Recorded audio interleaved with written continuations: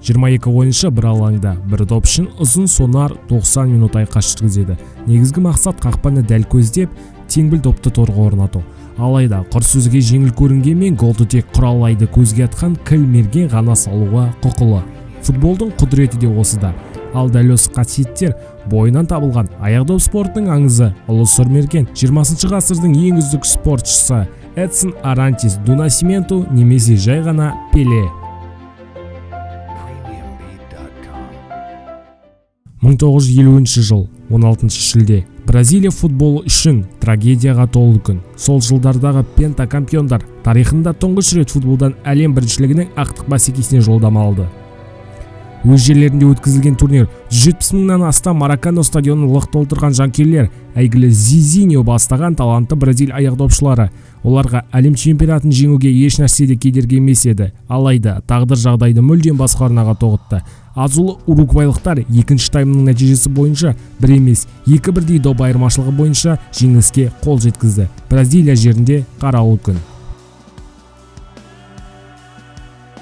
Ешкім күтпеген сенсационды жеңіліс Бразил ұлтының жүзіне еріксіз жас ұялатты. Дәл осы сәтте 9 жасар Эдсон есімді жеткіншек әкесіне "Сен үшін мен ержеткесі міндетті түрде осы кубокқа қол жеткіземін" деп серт етті. Кішкентай Эдсонның балалық шағы футболмен тікелей байланыста болды. Өйткені әкесі Жуан Рамос ду Насименту де бұрын нағыз кәсіпқой аяқдопшы болған және баласын кішкентайынан футболдың қыр-сырымен сусындатқан. Әкесінің жолын қуған Эдсон ауыл арасындағы кішігірім бәсекелерде шебер ойынымен көзге түсіп, жергілікті скауттарды таңғалдырмай қоймайды. Алдымен Бауру, одан кейін Сантос академиясына шақырту алған Эдсон тегіс Сан-Паулу штатына ерекше есіммен танымал болды. Бір қызығы, ол Сантостың келісім шартына қол қояр кезде жасы бар болғаны 15-те болатын. Алайда бапкерлердің пайымдауынша ол кезде Пеле нағыз кәсіпқой ересек футболшылармен тең терезелес ойын көрсетуге 100% дайын еді. Жанкүйерлер Пеледен бөлек ерекше ойын күтті және бұл да жүзеге асты.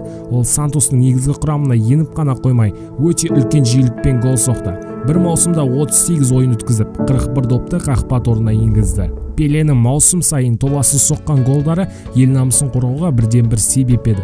Ұлттық құрама да Эдсонды құшақ жая қарсы алды. 1958 жыл алда кезекті әлем чемпионаты. Алдыңғы біріншілікте жіберген қателіктерді түзеп, жаңа леппен жеңіс тұғырынан көріну Бразилия ұлттық құрамасының басты мақсаты.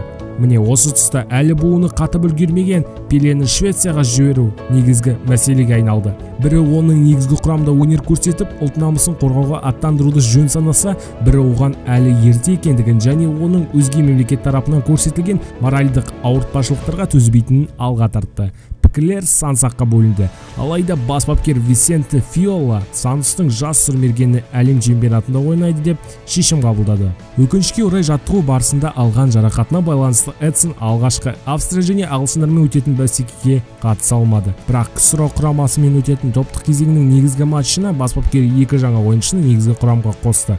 Бірі Пеле, екіншісі Ақсақ Гаринча. Шешім жанкүйерлердің аса үлкен сенімін ақтамағанмен, бұл екі ойыншы араларына тамаша серіктестік орнатып, 90 минут бойы ақылға сыймас спектакль қойған болатын.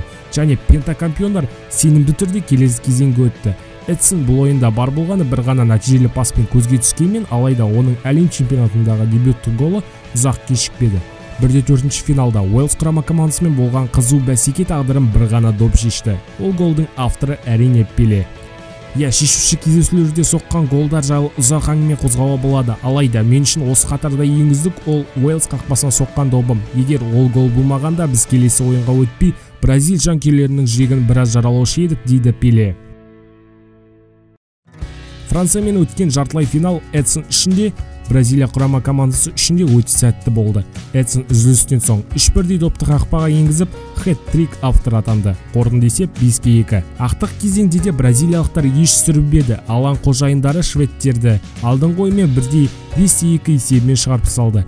Пеле 2 доп соқты. Бұл жеңісті күн оңтүстік америкалықтар үшін үлкен мерекеге ұласты. Селесау аяқдопшылары Бразилия жерінің тектен-тек футбол отаны аталмағандығын айқын дәлелдеді. Осы тұста жас болса да бас болып өз командаластарын жеңіске жетелеген ғаламат футболшы Пеленің еңбегі шексіз орасан.